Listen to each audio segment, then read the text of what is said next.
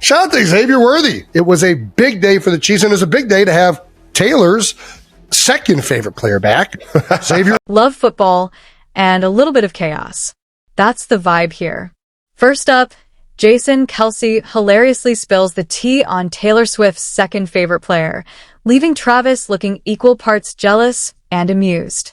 And Swifties aren't slowing down either. They're already dissecting the life of a showgirl, convinced the next single is secretly linked to Kelce. Meanwhile, the Bussing with the Boys crew is side-eyeing the NFL for possibly angering Swift's fan army with the Super Bowl. I think the NFL might have made a mistake making Bad Bunny the halftime Super Bowl show. And speaking of Travis, birthdays are not his thing. He's keeping the Grinch energy strong. Tom Brady chimes in giving props on how Kelce is juggling football and personal life like a pro. Finally, fans go full Halloween mode, recreating Travis's proposal to Taylor in skeleton form, proving even death can't break this love. It was all about Taylor Swift because Taylor was coming to town, so they went all out with the Taylor Swift thing. This year, go from, oh, here we go again to, oh, now we're cooking in literally 2 weeks flat. They start the season by face-planting with 2 straight losses. And just when the memes are about to fly, they stack back-to-back wins, including a big-time win over the Ravens. Suddenly, Arrowhead is buzzing again. And guess who's right in the middle of it? A player with some serious sauce and apparently Taylor Swift's stamp of approval. Enters Xavier Worthy. Poor guy had the absolute worst possible season opener. Can you imagine? The third snap of the season collides with Travis Kelce and pops his shoulder out. Not exactly the welcome to the new season moment you dream of. He sits out a couple of games, and everyone's wondering if the Chiefs' shiny toy is already busted. But Sunday, he comes back like he never left. 5 catches, 83 yards, and a 35 yards end around that had Arrowhead losing its mind. He's basically sprinting around saying, "Yeah, remember why they draft me?" And just like that, the offense looks spicy again. Now, here's where it gets even better.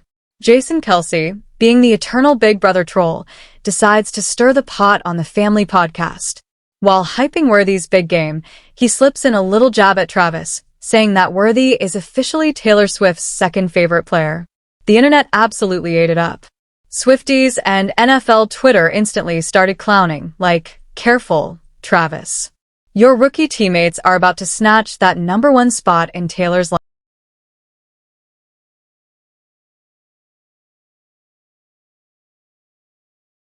Shantae Xavier Worthy. It was a big day for the Cheese, and it was a big day to have Taylor's second favorite player back. Xavier Worthy. And honestly, they're not wrong. If Worthy keeps pulling stunts like this, Taylor might have to start splitting her friendship bracelet budget. But jokes aside, his presence completely changes this offense. With him stretching defenses, Mahomes looks looser. Travis gets more breathing room, and the whole squad suddenly feels dangerous again. And Kansas City suddenly feels like Kansas City again, which is basically the same energy Swifties bring when they think they've cracked one of Taylor's Easter eggs. And oh boy, they're convinced they've solved the next big one. Taylor drops The Fate of Oilia as the first single off the life of a showgirl. But fans are already skipping ahead like it's Netflix, and they found the next episode button. All signs apparently point to track 11, Honey. Yep, Honey. And the evidence, let's just say, is the kind of stuff only Swifties with CIA-level zooming skills would even notice. The first breadcrumb was way back when Travis was hyping up his acting cameo in Happy Gilmore 2. Taylor posted about it with what looked like a random honeypot emoji. Normal people probably thought she was just being cute. Swifties, on the other hand, basically treat it like the Rosetta Stone and declared it a clue because if there's a B emoji anywhere near Taylor's feed, it's apparently never just a B emoji. Then came the Fallon teaser.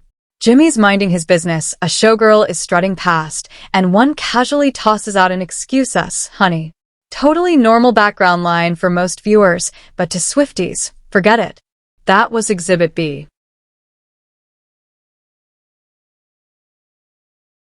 Suddenly, the entire fan base was like, "She's telling us. She's telling us it's honey." And because Taylor can't resist fanning the flames, the final wink came in her vinyl teaser. You've got director Taylor bossing around showgirl Taylor, tossing in a cheeky, Come on, honey. This is show business. Fans didn't just catch it, they screen recorded, slowed it down, and probably cross-referenced it with a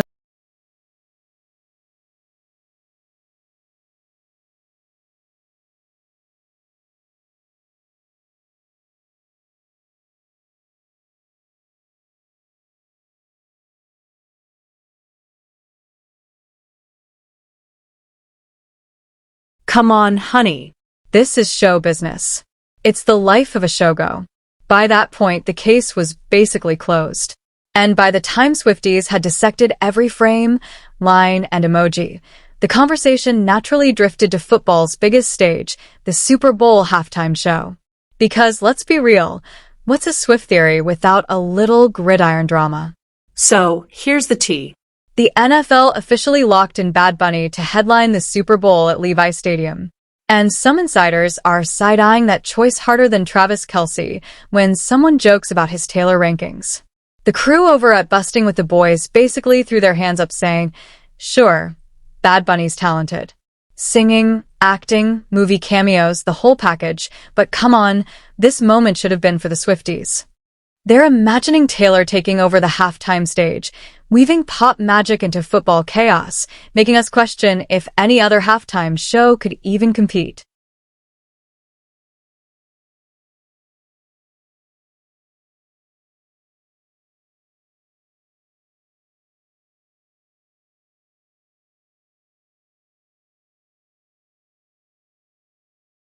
Apparently, Taylor was rumored to be in talks, but things didn't quite pan out, leaving fans clutching their merch and scrolling Twitter like, where's my queen?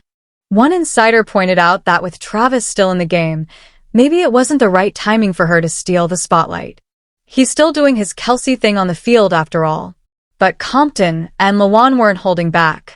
The NFL might have miscalculated big time because Swift merging her world with football is exactly the cultural crossover that's been simmering for years. And it could have been a halftime spectacle for the ages.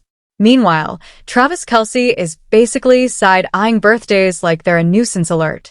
Yep, the guy who makes highlight reels look easy isn't exactly throwing himself a big 36th birthday bash on October 5th. He calls the whole thing annoying and isn't in on birthdays at all.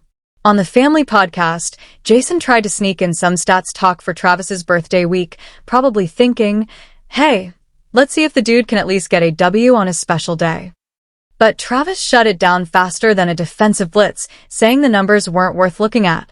Birthday cheer, nope. Grinch vibes, totally. But let's be honest, it's not all doom.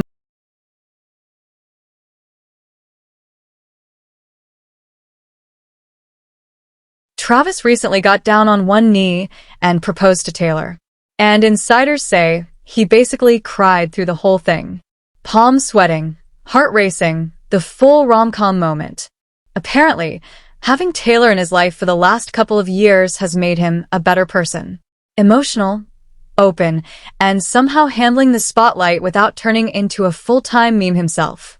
He admits life's been fun since dating her, even with the extra eyeballs. And he's living that high life vibe. And because it's Travis, he can't resist sprinkling a little humor into the mix. He joked that his engagement gave him one more ring. Well, 2 if you count the first Super Bowl. Classic Kelce. Keeping it casual, making sure everyone knows he's still the same guy who dominates on the field. But somehow also survived falling in love with Taylor Swift without tripping over the paparazzi or over his own emotions. And speaking of juggling chaos like it's a light warm-up, enter Tom Brady, the guy who basically wrote the NFL handbook on balancing insane fame, family drama, and a killer career. Travis Kelce popping the question to Taylor right before the season kicked off. Brady sees that and probably just nods knowingly, like, yep, welcome to adulting at 100 miles per hour. While promoting his Hertz ad, the one where buying a used car online is supposed to be easier than explaining the Kelce Swift timeline, Brady casually dropped some wisdom about managing the personal meets professional circus. He frames it like, it's all part of growing up, which translated is code for, don't cry on the field if your engagement blows up your Instagram or your tight and streak suddenly trends on Twitter. Brady's perspective isn't just theoretical. He spent 23 NFL seasons racking up Super Bowls like Pokemon cards, all while juggling kids, high-profile romances, divorces, and the kind of fame that would make most people hide under the bleachers. So, when he watches Kelce sprint routes by day and dodge paparazzi by night, he gets it. And insiders say he's genuinely impressed, calling Travis a Hall of Fame caliber tight end who somehow also doesn't drop the ball in real life. Sure, the Chiefs recently flopped trying for that three-peat in Super Bowl 59, but Brady doesn't even blink. He sees Kelce thriving on the field and off, crushing Instagram like it's a fantasy football stat sheet, and he's confident the guy's got it under control. Outside of football commentary and a new ad campaign, Brady's plotting a return to the game, though technically not a full unretirement, for a flag football showcase in Saudi Arabia. Basically, Brady's telling Kelce, look, life throws you blitzes, love, losses, and media chaos. You just line up, keep your eye on the ball, and have fun out there. And let's be real, if anyone knows how to make that look easy while still collecting rings and emojis, it's Tom Brady. And speaking of Brady-approved juggling acts, the Kelce Swift saga just got a spooky twist worthy of Halloween headlines. Fans in New Orleans have gone full-on creative mode, turning Travis's romantic proposal into a skeleton-studded spectacle. That's basically love meets haunted house. Picture this. A skeletal Kelce decked out in a sharp tuxedo-inspired top getting down on one bony knee, and a Swift skeleton rocking a black and white striped dress, blonde wig, and signature red lipstick. Miniature props like teeny engagement rings and floral accents nail the original August vibe so precisely. It's like the skeletons were photoshopped straight from the engagement. Insiders are saying the display, cheekily named the Kansas Swiftie Chiefs, has become the must-see stop for every trick-or-treater, TikTok creator, and pop culture nerd in the Big Easy. It's not just a spooky recreation. It's basically a fan power shrine to enduring love, skeletal form, and all. Children, teens, and adults are snapping pics, filming reels, and basically turning the neighborhood into a pop culture runway. The exhibit even winks to Taylor's career highlights with skeletons representing her country roots and her recent pop era, making it feel like a mini museum that's equal parts candy color Halloween magic and Swiftie obsession. That's all for this video, folks.